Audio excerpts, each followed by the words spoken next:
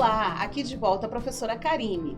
Nesta unidade, estudaremos as diferentes formas de conexão entre os átomos. Vamos aprender as regras para essas ligações existirem e como dar os nomes dos compostos formados. Iremos também aprender a predizer a carga de um íon monoatômico que determinado átomo pode formar e predizer também as fórmulas de compostos iônicos. Vamos também aprender a escrever os nomes dos compostos químicos a partir de suas fórmulas originais e a escrever estas fórmulas com base nos nomes dos respectivos compostos.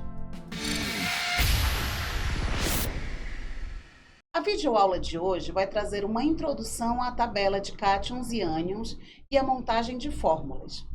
Mas veja só, qual a diferença entre um átomo, um cátion e um ânion? Vamos considerar um átomo de hidrogênio. Como ele é um átomo, o número atômico Z é igual ao número de elétrons E e também igual ao número de prótons P. Olhando na tabela periódica, temos que o número atômico do hidrogênio é 1, ou seja, ele tem um próton e um elétron. No caso do átomo de hidrogênio, Z igual a E, igual a P, igual a 1. No caso do cátion hidrogênio, temos uma situação em que ele perdeu um elétron, ficando com um próton e 0 elétrons. Nesse caso, ele tem um excesso de carga positiva, sendo indicado pelo símbolo do elemento e o índice +1. E quando falamos de um ânion? Bom, nesse caso, o hidrogênio recebeu um elétron, ficando com 2 elétrons e um próton. Nesse caso, ele tem um excesso de carga negativa, sendo indicado pelo símbolo do elemento e o índice -1. Perceba que sempre estamos falando em ganhar ou perder elétrons. Nunca há ganho ou perda de prótons, pois eles ficam no núcleo e muito difícil de serem retirados. Como nós montamos as fórmulas? Nós seguimos algumas dicas. A primeira delas é: tenha sempre em mãos a tabela de cátions e ânions e procure assimilar os principais. Você vai encontrar em nosso e-book, mas também em qualquer livro de química ou digitando no Google tabela de cátions e ânions. A outra dica é: atenção com os cátions de NOx fixo e NOx variável. Marcado em vermelho, você pode ver que a prata apresenta NOx igual a +1 e o zinco apresenta NOx de +2. Os elementos da família 1 apresentam NOx +1 e os elementos da família 2 apresentam NOx +2. Já na cor azul, você pode encontrar os principais cátions de NOx variável. Veja que o ferro pode ter NOx +2 ou +3. Outro exemplo é o manganês.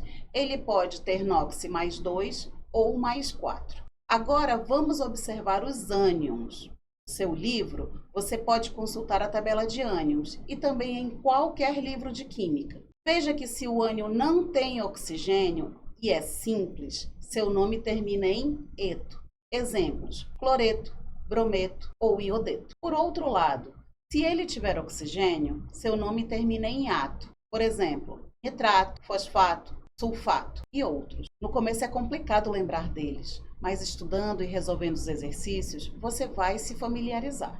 Depois de conhecer cátions e ânions e seus nomes, vamos passar para montar uma fórmula química. Vamos iniciar com a fórmula do cloreto de sódio, conhecido como sal de cozinha. Escreva os símbolos dos elementos e suas cargas num papel. E logo abaixo repita, deixando sempre primeiro o cátion, um espaço, e depois o ânion. Lembre-se que no nome vem primeiro o ânion, que é a parte negativa, mas na fórmula escrevemos primeiro o cátion, a parte positiva. Bem, após isso, você vai transferir o valor numérico sem sinal da carga do cátion para o índice do ânion e transferir o valor numérico sem sinal da carga do ânion para o índice do cátion, exatamente como mostrado no slide. Como nesse exemplo os índices são iguais a 1, eles não precisam aparecer. Qualquer dúvida pode entrar em contato pelo chat. Nos vemos na próxima aula. Até lá!